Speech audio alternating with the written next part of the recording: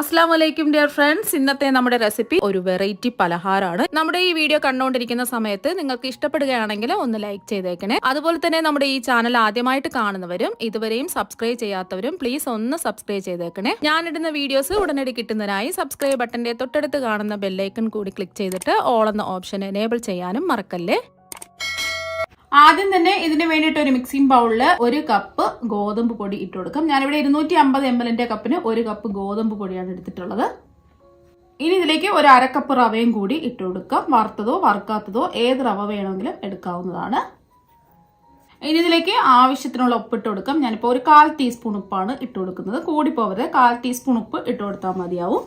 ഇനി ഇതിലേക്ക് 1 ടീസ്പൂൺ നെയ്യ് ഒഴിച്ചു കൊടുക്കാം. നെയ്യിന് പകരം നിങ്ങൾക്ക് വേണമെന്നുണ്ടെങ്കിൽ എണ്ണ വേണമെങ്കിലും ഒഴിച്ചു കൊടുക്കാവുന്നതാണ്. നെയ്യ് ചേർത്ത് കൊടുക്കുമ്പോൾ ഒരു പ്രത്യേക ടേസ്റ്റ് ആണ് കിട്ടുന്നത്, അതുകൊണ്ടാണ് നെയ്യ് ചേർത്ത് കൊടുത്തത്. ഇനി നെയ്യും ഉപ്പും ഈ മാവിന്റെയും അതുപോലെ തന്നെ റവയുടെ എല്ലാ ഭാഗത്തും എത്തുന്നതിന് വേണ്ടിയിട്ട് കൈവച്ച് നല്ലതുപോലെ ഒന്ന് മിക്സ് ചെയ്തെടുക്കാം. ഇപ്പൊ ദാ ഒന്ന് മിക്സ് ചെയ്തെടുത്തിട്ടുണ്ട്. ഇനി ഇതിലേക്ക് ആവശ്യത്തിന് വെള്ളം ഒഴിച്ച് ഇതൊന്ന് കുഴച്ചെടുക്കാം. ആദ്യം ഒരു 1/2 കപ്പ് വെള്ളം ഒഴിച്ചു കൊടുക്കാം. വെള്ളം ഒരുമിച്ച് അങ്ങ് ഒഴിക്കാതെ കുറച്ച് വെള്ളം ഒഴിച്ച് ഇതൊന്ന് കുഴച്ചെടുക്കണം.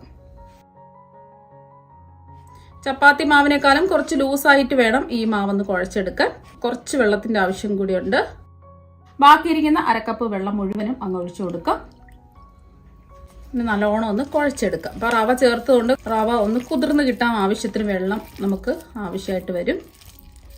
ഇപ്പൊ മാവൊന്ന് കുഴച്ചെടുത്തിട്ടുണ്ട്. എനിക്കിപ്പോ 1 കപ്പ് വെള്ളത്തിന്റെ ആവശ്യമേ വന്നിട്ടുള്ളൂ. അപ്പൊ നിങ്ങൾ ഒരുമിച്ച് അങ്ങ് വെള്ളം ഒഴിച്ച് കൊടുക്കരുത്. നമ്മൾ എടുക്കുന്ന ഗോതമ്പ് പൊടിക്കും റവയ്ക്കും വെള്ളത്തിന്റെ അളവ് വ്യത്യാസം ഉണ്ടാവും. അതുകൊണ്ട് കുറച്ച് വെള്ളം ഒഴിച്ച് വേണം ഇതൊന്ന് കുഴച്ചെടുക്കാൻ വേണ്ടിയിട്ട്. നമ്മൾ ചപ്പാത്തിക്കൊക്കെ കുഴച്ച് എടുക്കുന്നതിനേക്കാളും കുറച്ചൊന്ന് ലൂസായിട്ട് വേണം ഇതുപോലെ ഒന്ന് കുഴച്ചെടുക്കാൻ. ഇനി ഇതിലേക്ക് ഒരു 2 ടീസ്പൂൺ എണ്ണ കൂടി ഒഴിച്ചു കൊടുക്കാം. 1 മിനിറ്റ് ഒന്ന് നല്ലോണം ഒന്ന് കുഴച്ചെടുക്കുക. എണ്ണയ്ക്ക് പകരം നിങ്ങൾക്ക് വേണമെന്നുണ്ടെങ്കിൽ നെയ്യ് എടുക്കാവുന്നതാണ്. ഇപ്പൊ മാവ് 1 മിനിറ്റ് നല്ല സോഫ്റ്റ് ആയിട്ട് കുഴച്ചെടുത്തിട്ടുണ്ട്.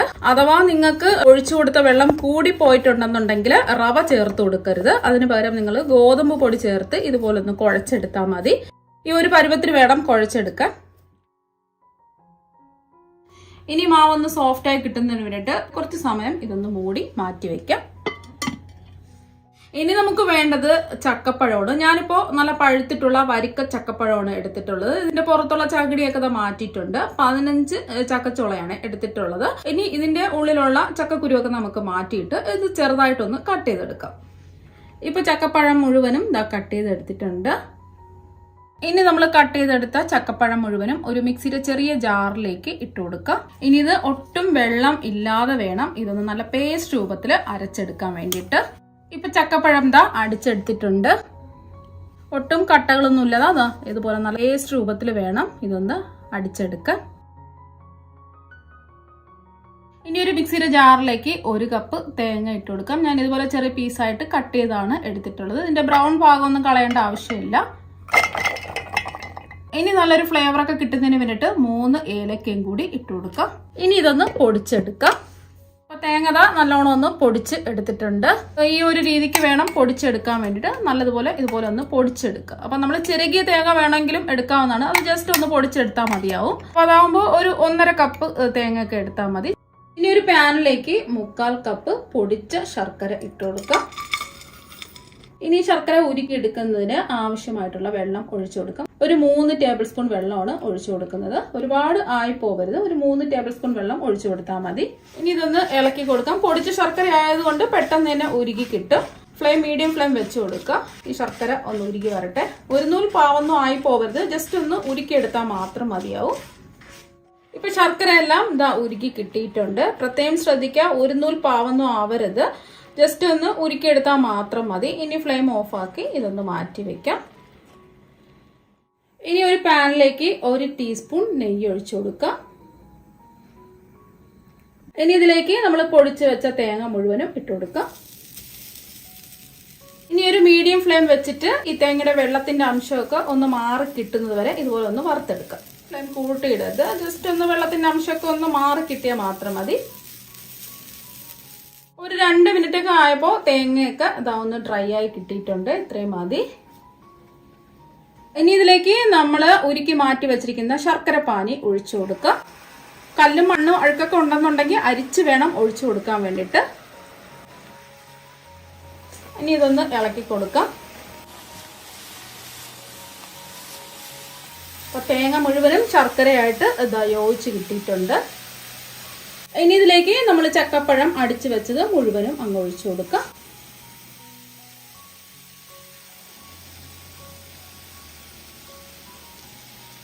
ഇനി ഇതൊന്ന് ഇളക്കി കൊടുക്കാം.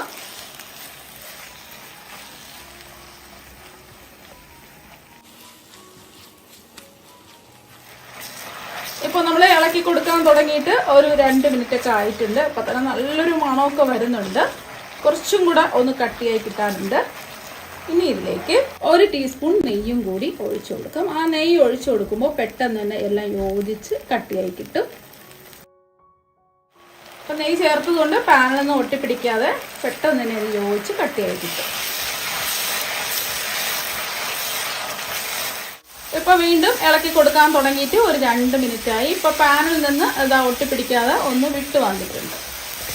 ഈ ഒരു സമയം നമുക്ക് ഫ്ലെയിം ഓഫാക്കി കൊടുക്കാം. അപ്പോൾ കണ്ടില്ലേ, ഈ ഒരു രീതിക്ക് വേണം നമുക്ക് കിട്ടാൻ വേണ്ടിയിട്ട്. ഇനി ഫ്ലെയിം ഓഫാക്കി കൊടുത്തതിന് ശേഷം നല്ലതുപോലെ ചൂട് മാറാൻ വേണ്ടിയിട്ട് നമുക്കിത് മാറ്റി വയ്ക്കാം. ചൂട് മാറിക്കഴിയുമ്പോൾ കുറച്ചും കൂടെ ഒന്ന് കട്ടിയായി കിട്ടും. ഇപ്പം ഇതിൻ്റെ ചൂടൊക്കെ മാറി നല്ലോണം ഇതാ കട്ടിയായി കിട്ടിയിട്ടുണ്ട്. ഇതാ നമ്മൾ തൊട്ട് നോക്കുമ്പോൾ ഒട്ടും ഒട്ടിപ്പിടിക്കാതെ ഇതാ കറക്റ്റായിട്ട് ഇതാ കിട്ടിയിട്ടുണ്ട്. ഇനി ഇതിൽ നിന്നും കുറച്ച് മിക്സ് എടുക്കാം. ഇപ്പം ഇതാ ഒരു ചെറിയൊരു നാരങ്ങ വലിപ്പത്തിലുള്ള കുറച്ച് മിക്സ് ഇതാ എടുത്തിട്ടുണ്ട്. ഇതുപോലെ ഒന്ന് ഉരുട്ടിയെടുക്കുക. ഈ ഒരു രീതിക്ക് വേണം ഉരുട്ടിയെടുക്കാൻ വേണ്ടിയിട്ട്. ഇപ്പം മാവ് റെസ്റ്റ് ചെയ്യാൻ വെച്ചിട്ട് ഒരു 1/2 മണിക്കൂർ ഇതാ കഴിഞ്ഞിട്ടുണ്ട്. ഇപ്പം മാവ് ഇതാ നല്ല സോഫ്റ്റ് ആയിട്ട് കിട്ടിയിട്ടുണ്ട്. ഇനി ഇതിൽ നിന്നും കുറച്ച് മാവ് എടുക്കാം. ഇനി ഇതുപോലെ ഉരുളകളാക്കി എടുക്കാം. ഇപ്പൊ മാവ് ഒന്ന് ഉരുട്ടി എടുത്തിട്ടുണ്ട്. നമ്മൾ ചക്കപ്പഴത്തിന്റെ മിക്സ് ഉരുട്ടി എടുത്തില്ലേ, ഒരു നാരങ്ങ വലിപ്പത്തിൽ, ആ വലിപ്പത്തിൽ വേണം ഈ മാവും ഉരുട്ടിയെടുക്കാൻ വേണ്ടിയിട്ട്. അപ്പൊ നമ്മൾ ഉരുട്ടിയെടുക്കുന്ന ഉരുളകൾ രണ്ടും മാവിന്റെ ഉരുളയും അതുപോലെ തന്നെ ചക്കപ്പഴത്തിന്റെ ഉരുളയും ഒരേ വലിപ്പത്തിൽ വേണം ഉരുട്ടിയെടുക്കാൻ വേണ്ടിയിട്ട്. ഉരുട്ടിയെടുത്തതിൽ നിന്നും ഒരു ഉരുള മാവ് കയ്യിൽ വെച്ച് ഒന്ന് പരത്തിയെടുക്കാം. മാവ് നല്ല സോഫ്റ്റ് ആയതുകൊണ്ട് തൊടുമ്പോൾ തന്നെ പരന്ന് വന്നോളും. ജസ്റ്റ് ഒന്ന് പരത്തി എടുത്തിട്ടുണ്ട്. ഇനി ചക്കപ്പഴത്തിന്റെ ഒരു ഉരുള വെച്ചു കൊടുക്കാം. ഇനി മാവ് എല്ലാ സൈഡിൽ നിന്നും ഇതുപോലെ ഒന്ന് കൂട്ടി യോജിപ്പിച്ച് ഇതുപോലെ ഒന്ന് ഉരുട്ടിയെടുക്കാം. ഈ ഒരു രീതിക്ക് വേണം ചെയ്തെടുക്കാൻ. ഇനി ഇതൊന്ന് പരത്തിയെടുക്കുന്നതിന് വേണ്ടിയിട്ട് ഞാനിപ്പോൾ ഒരു വാഴയിലാണ് എടുത്തിട്ടുള്ളത്. ഇനി ഈ വാഴയിൽ കുറച്ച് എണ്ണ ഒന്ന് തടവി കൊടുക്കാം. വാഴയില ഇല്ല എന്നുണ്ടെങ്കിൽ പ്ലാസ്റ്റിക് ഷീറ്റോ അല്ലെങ്കിൽ പ്ലാസ്റ്റിക് കവറോ എന്തെങ്കിലും ഒന്ന് എടുക്കുക. ഇപ്പം അത് എണ്ണ ഒന്ന് തടവി കൊടുത്തിട്ടുണ്ട്. ഇനി ഇതൊന്ന് പരത്തിയെടുക്കാം. മാവ് നല്ല സോഫ്റ്റ് ആയതുകൊണ്ട് അത് തൊടുമ്പോൾ തന്നെ പരന്ന് വന്നോളും. കനം കുറച്ച് എല്ലാ വശവും ഒരേ കനത്തിൽ ഒന്ന് പരത്തിയെടുക്കാം.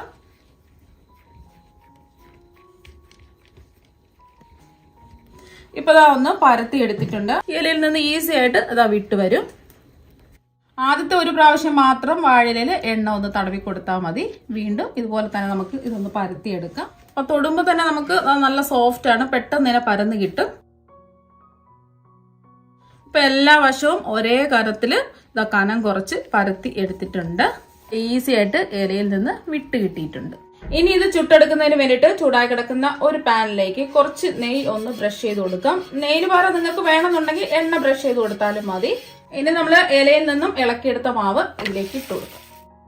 ഇതിന്റെ പുറത്ത് കുറച്ച് നെയ്യോ ഓയിലോ ഒന്ന് ഒഴിച്ചു കൊടുക്കാം. കുറച്ച് ഒഴിച്ചു കൊടുത്താൽ മതി. ഒരു സൈഡ് ഒന്ന് വെന്ത് വരട്ടെ. അപ്പോൾ ഒരു സൈഡ് ഒന്ന് വെന്ത് കിട്ടിയിട്ടുണ്ട്. നമ്മൾ ചപ്പാത്തിയൊക്കെ ചുട്ടെടുക്കുന്നില്ലേ, അതുപോലെ അങ്ങ് ചുട്ടെടുത്താൽ മതിയാവും. ഈ സൈഡും ഒന്ന് വെന്ത് വരട്ടെ.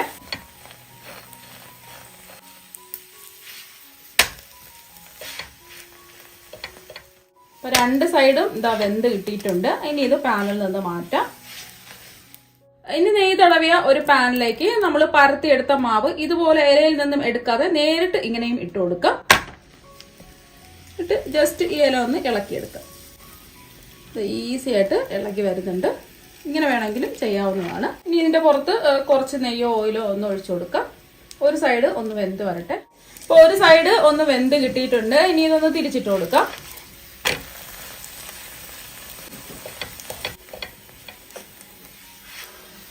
ഇപ്പൊ രണ്ട് സൈഡും ഇതാ വെന്ത് കിട്ടിയിട്ടുണ്ട്. ഇനി പാനിൽ നിന്ന് എടുത്തു മാറ്റാം.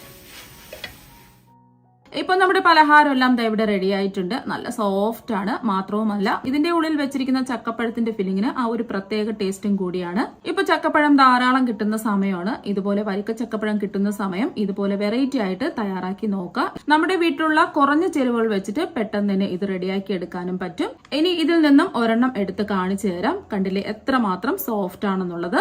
ഭക്ഷണം കഴിക്കാത്ത കുട്ടികൾ തീർച്ചയായും ഇത് കഴിച്ചു പോകും. കുട്ടികൾക്ക് മാത്രമല്ല എല്ലാവർക്കും ഒരുപോലെ ഇഷ്ടപ്പെടുന്ന ഒരു നാടൻ പലഹാരമാണ്. കടയിൽ നിന്ന് ഒരുപാട് കാശ് ചെലവാക്കി കെമിക്കൽ അടങ്ങിയ പലഹാരങ്ങൾ വാങ്ങിക്കൊടുക്കാതെ ഇതുപോലെ നാടൻ രീതിയിലുള്ള ഹെൽത്തി ആയിട്ടുള്ള പലഹാരങ്ങൾ തയ്യാറാക്കി കൊടുക്കുക. തീർച്ചയായും നിങ്ങൾക്ക് എല്ലാവർക്കും ഇഷ്ടപ്പെടും. അപ്പൊ നമുക്ക് മറ്റൊരു വെറൈറ്റി ഡിഷുമായിട്ട് വീണ്ടും കാണാം. താങ്ക്